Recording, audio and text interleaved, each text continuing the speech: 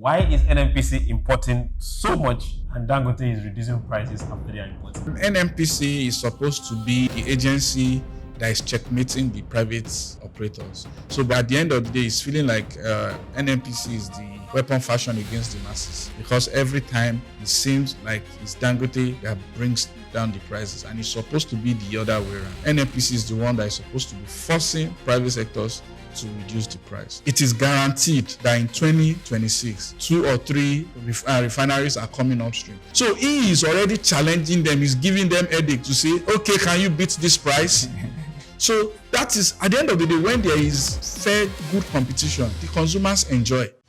This is Soup Business Landscape. Dangote Refinery is coming out and they are telling us of a major time that something is about to change. Now, for those that are wondering, Dangote Refinery has come to say that they will be selling fuel for 739 naira per litre. That is what they expect fuel to be sold at pump prices, barring last minute changes. Now, they are calling on their other partners from MRI to other partners that Dangote Refinery, they are set to begin retailing petrol at 739 naira per litre. This follows the refinery's recent reduction of its gantry price from 828 to 699 naira per litre. This is aimed at easing the burden on consumers. Despite this, retail pump prices have remained high in many areas. Dangote Group President Alhaji Aliko Dangote expressed concern over the disconnect between gantry and pump prices, accusing some filling stations of undermining efforts to lower fuel costs for Nigerians. Now, gantry price 699 naira, expected price 739 naira. Now, and what we are seeing right now is still in some places 840, in some other places 910. Okay, gentlemen, 699 to 399, that's just about 40. 739. Yeah, that's about 40 naira. So he is saying that you shouldn't move from the refinery to within Lagos, it should not cost you up to 40, 50 naira to get that done. And so you have your profit. Sure. When are we going to start seeing pump stations reflect this particular pricing? The good thing about the business model of Dangote is that he has partnership with certain filling stations like MRS, which belongs to his cousin. So this way is able to guarantee pump price for certain filling station. And once you can guarantee some form of competition in terms of prices, other people will fall in line. So that way he has broken a monopoly that can happen, or a cabal that can happen, where gas seller will say, Dangote is saying his own, oh, this is how much we'll sell. But if MRS, that is one of the biggest distributor, is selling at a certain price, other people will fall in line. If not, we'll just see a lot of queue at MRS, and only the richest people will go to other filling stations. And this is what real competition can do, because right now Dangote is not only fighting for the heart and soul of his business with the importers. It is guaranteed that in 2026, 2 or 3 refineries are coming upstream. Big ones, not just small. Big ones. So he is already challenging them. He's giving them headache to say, okay, can you beat this price? So that is, at the end of the day, when there is fair, good competition, the consumers enjoy. So the story, I'm sorry, I have to go back to that story. Government needs to open up the aviation industry more. So here, this is good news to us. We hope that the new refineries will come and break the price to 500. And we can't wait for naira to actually gain, to go to like 1,000. If that happens, that means fuel price will further crash to 400. So we might actually eventually be able to buy fuel in Nigeria for between 300 naira to 500 naira without subsidy. Without subsidy. Now we're looking at a price difference of well over 100 naira. If we start seeing this sale from pump prices for 739 naira. Now let's go back. The last time Dangote reduced prices, MRS did not follow suit. We can confidently say that on this table. Are they going to follow suit now? Well, hopefully, because they are also business people. And we do know that Dangote is not just reducing that and just thinking MRS is going to follow suit. There should be a backdoor conversation that should allow MRS to say, okay, we are going to go with him and all of that. But say they are getting it from him at 699. Yes, that notwithstanding, it doesn't have to force their hands. That's why I said there's going to be a backdoor conversation. Okay. And if that backdoor conversation happens and they follow suit, that's when his ability or his intention of trying to beat down the monopolies of others who are importing the product into the country is really going to hold sway. Okay. And also, we have to look at it from this other perspective. Dangote is not only supplying Nigeria, even though it's the capacity of its refinery can do that. It's not only supplying Nigeria. It has a domestic market to attend to. It also have a foreign market to attend to. And I trust me, it's going to gain more by even shipping abroad to go and sell, because that is going to be sold in dollars, and it's going to get, the dollar is not using to purchase the, what's it called? It's not sourcing around to purchase the fuel, the crude here in Nigeria. It's going to get it abroad. And let's also know that his refinery is not only one single commodity. There are so many others and so he stands. That is why he can have the capacity and because I'm cutting price for X amount. I can cutting price for this, that, and the other. So he is also telling those who are looking at coming into the system that, look, it's going to be tough for you to survive here because I'm going to run you out of business. That's not what he said. You think so? Nigeria will need to supply Dangote. He's supplying Dangote and other modular refineries. They are going to extend the same olive branch to other local refineries that are coming into the space. So they're almost going to be enjoying the same thing. And because obviously we know, okay, fine, we are doing 1.4 million barrels today. Hopefully we hit the 1.8. The government is saying, okay, come worst, that's where we are going to stop.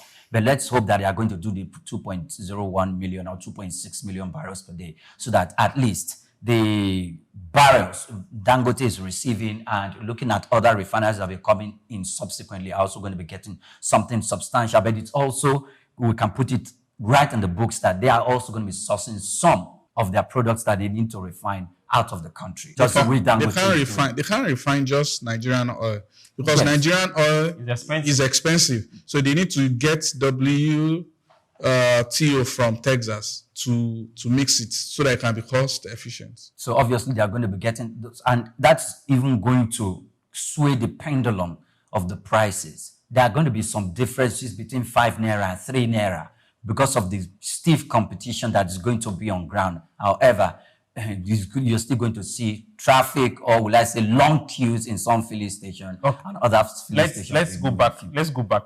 Always, like, let's take precedence. Remember when the yellow guys came, telecommunications, MTN to be precise, they were giving us a specific price. Then their older brother came, the red guys. The red people. Then the green. They joined. Then the green came. Prices crashed. Do you see possibility happening with the refineries coming on board? Of course, prices are going to crash. But the price, the way we are looking at the prices are going to crash, it may not be that, for lack of a better word, crashy. It may not crash land that way, but it's going to crash.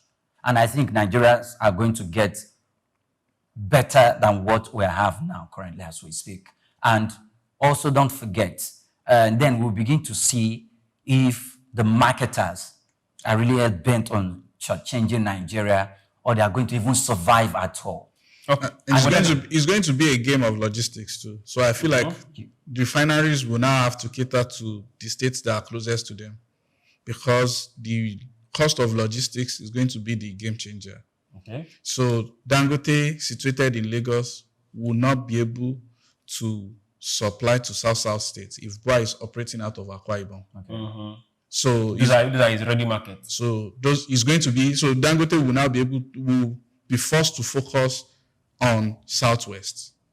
BUA is going to take the South and Southeast market. So ultimately, it is good. So it means even industrialization that is widespread, not like the way we have it where almost all the industries are situated in Southwest. So when you now have that operating in South, ultimately the logistics is going to be the game changer. And if logistics becomes a game changer also, you also see that from the northern part of the country, prices may not crash as the way we're Because seeing of it, logistics. because of logistics as well. And Dangote, that's why Dangote is getting a lot of EV trucks to beat the other competition. In moving. In moving around logistics, with the product. yes. Still logistics. So it's the prices may not crash that way, but there's Why going to be won't the determinant. why won't the prices crash that way? Because there is dollar component to it. Okay. There's Now- the dollar component. So until Naira gains strength, that is when we can actually buy affordable fuel. Okay, let's look at this scenario. I just like painting pictures. Nigeria right now, we are being hit and we are doing 1.41 per day, barrels per day. Now, if possible, we have new oil blocks that have been put up for sale, and they are saying, "Hey, bid, come take." State governors are still sleeping on it for reasons best known to them. What if? I'm just asking. What if these refineries, these businessmen decide to, okay, let's come as a block and take a particular block and explore for our own consumption? Don't you see a possibility of them at least meeting some percentage of their requirements in crude? I believe this is the kind of conversation we'll be having next year with Dangote doing that. So because by the time he expands to become the biggest refinery in the whole world, the only thing that will guarantee smooth operation is for him to be in the upstream as well, to play there, so you can guarantee flow, just like the ExxonMobil, the Shell. So you have to control your source of raw material. If not, if you have the biggest refinery in the whole world and you don't have some form of guarantee with raw material, I don't see any brilliance in that. A group can just wake up one day and just break the line, and that will be a problem. Now, let's talk about the backdoor issues that people don't want to talk about. Dangote versus NNPC. It's really its ugly head again. Why is NNPC importing so much and Dangote is reducing prices after they are importing? And I mean, NNPC is supposed to be the agency that is checkmating the private operators. So, but at the end of the day, it's feeling like NNPC is the weapon fashion against the masses, because every time it seems like it's Dangote that brings down the prices, and it's supposed to be the other way around. NNPC is the one that is supposed to be forcing private sectors to reduce the price. So, and they are not getting their priorities right. NNPC is supposed to be working very hard to have a working refinery that can produce affordable products, which means new technology. They should be looking at a way to start building a new refinery. They might not be able to finance it, but they should be looking at how to collaborate with investors to do that. Okay, so what about, now you've talked about the back door and all of that. What if by virtue of looking deep into the back door, there is another line, another narrative to this issue that NNPC, you must not set up a new refinery? What if? Can you tell us that what if? Okay, yeah, what if? Because you also Whose use if? what if. You cannot set up a refinery. Because I tell you, who has the prerogative? Who has the prerogative to say NNPC can now probably completely scrape up the old technology that we have in the guise of the Warri Refinery, the Port Harcourt Refinery, and the Kaduna Refinery, for us to now say, okay, we are going for new technology that can match what Dangote has of $20 billion, and we can do that for NNPC. Now, let's start work. If Boa is doing this, if the NNPC go ahead to do that, will it be subverting or circumventing Dangote's establishment? I'm just asking. Who is stopping them? Okay, what about if there is a backdoor conversation for them not to go Can we limit this conversation to what we can prove? I am just asking. What I can say is that it's going to be a hard sell, because if the last administration took that so much money to revamp the last two administrations took that so much money loan to revamp the refinery, and it's nothing to write home about. The National Assembly is going to be very, very hard on anybody that is bringing a state-owned refinery conversation to the House. Okay.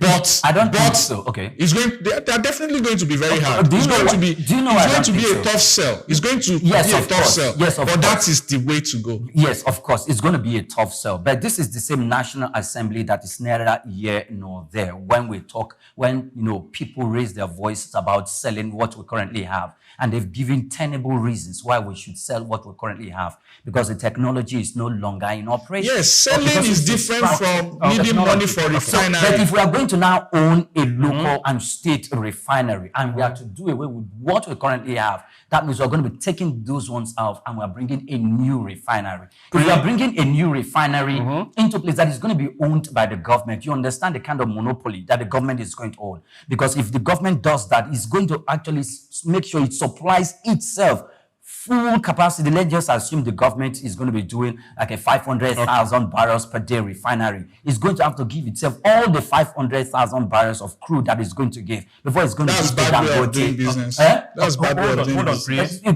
To itself before it's going to give to Dangote, it's going to give to Bua and other private establishments. Oyebre, if you remember very well, on this particular table, NNPC told us they were building a new wing of Port Harcourt Refinery on this particular table, if you remember very well. So if you start asking the question, where is that new wing? Because money was appropriated, where is it?